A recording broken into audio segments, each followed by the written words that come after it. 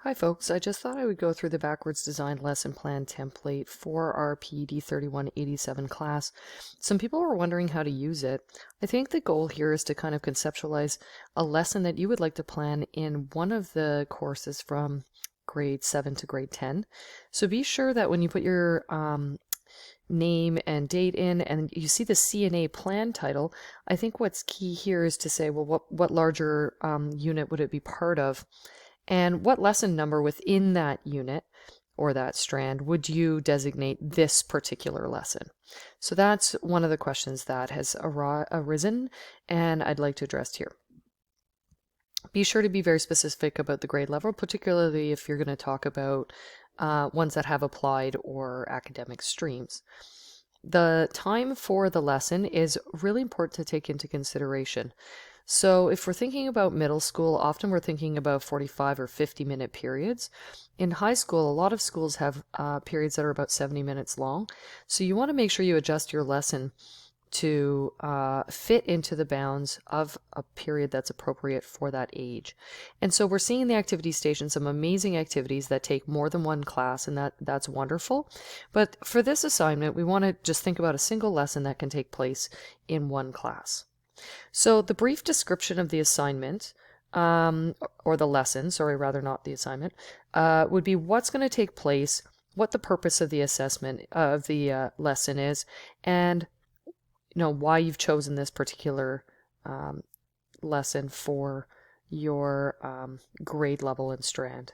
The guiding question, remember the guiding question should often be a little bit more open-ended than what are 3 ways to find the area of a triangle. It needs to be something that students are going to carry with them into the future. So like, why does using different methods to find areas of a triangle matter? So we want to think about guiding questions that are a bit larger than just, the very direct and didactic things that we often see in mathematics. Today's lesson is going to be like how to find midpoint. Well, why? I think that's a huge thing in mathematics that we find is a challenge.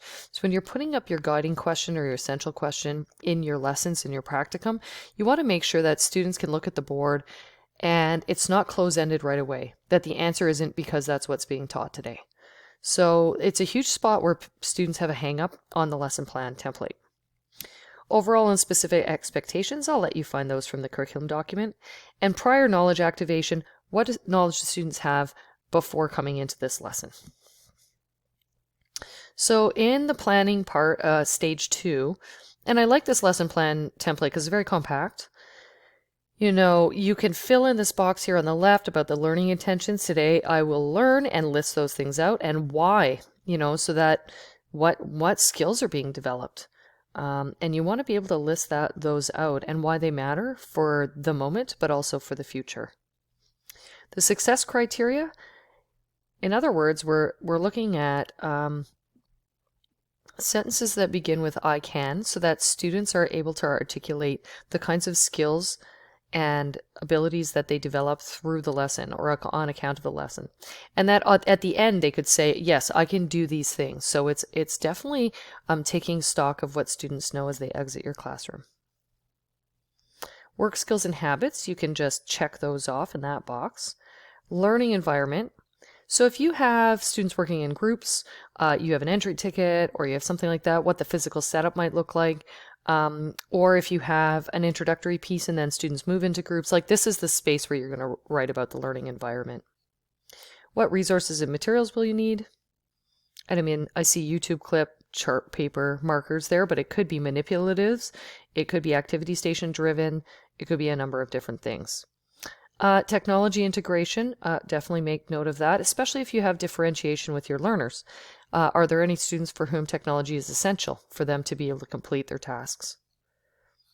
So now on to the actual lesson itself, the bulk of the lesson.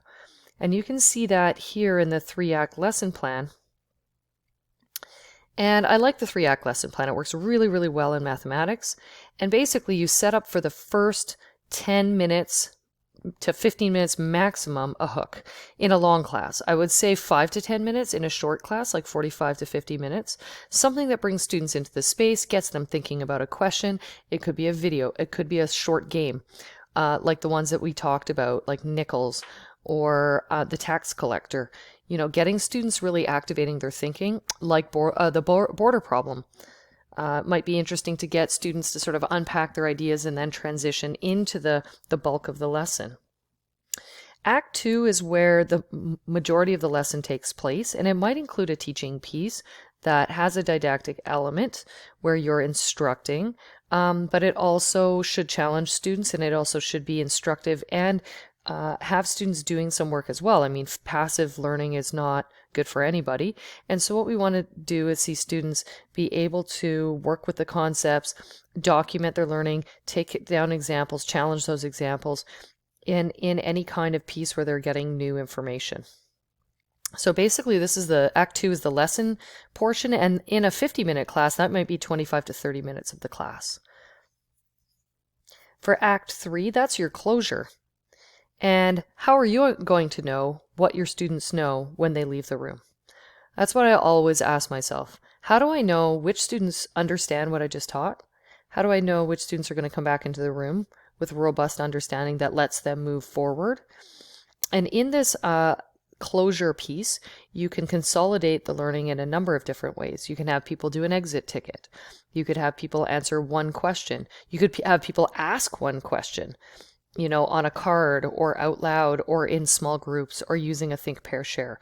So often we think about things like think, pair, share being in the middle or at the beginning of a lesson, but sometimes it's wonderful to have people consolidate near the end with peers as well.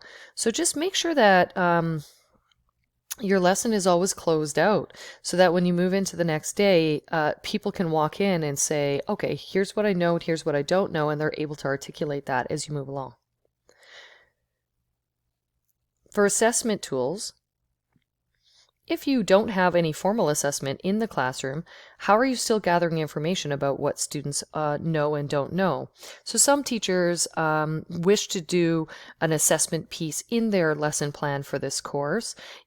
Some people are looking at this as a kind of formative space where the lesson might involve small bits of feedback that you're gathering anecdotally as you walk around the room, or that there might be something like a mini quiz or a single question, or again, like an entry or an exit ticket. So there's that. So usually when you do this in real life, you would have what went well and even better if as questions that you can, or as reflections that you can pose after your lesson. When you're working with your practicum teacher, you should have that space filled in all the time, because when you meet with your practicum teacher, you want to be able to articulate what you know went well in your lesson and what things might have gone even better if you had done certain things. This is a learning experience, so you're not going to be an expert right off the bat.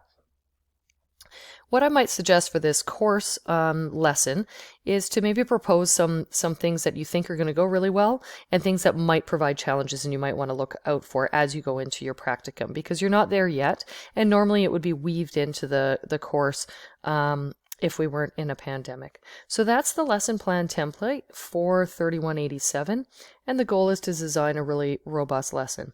If you have additional documents or PowerPoints or any of those other things that you want to use to teach the lesson, be sure to attach them with your final lesson plan when you're submitting the final assessment for this submission in 3187. So any auxiliary materials, make sure that they're appended to this lesson plan template. All right, I hope that helps people out who had a lot of questions around this. And if you have any other further questions, just send me an email. Have a great day. Bye.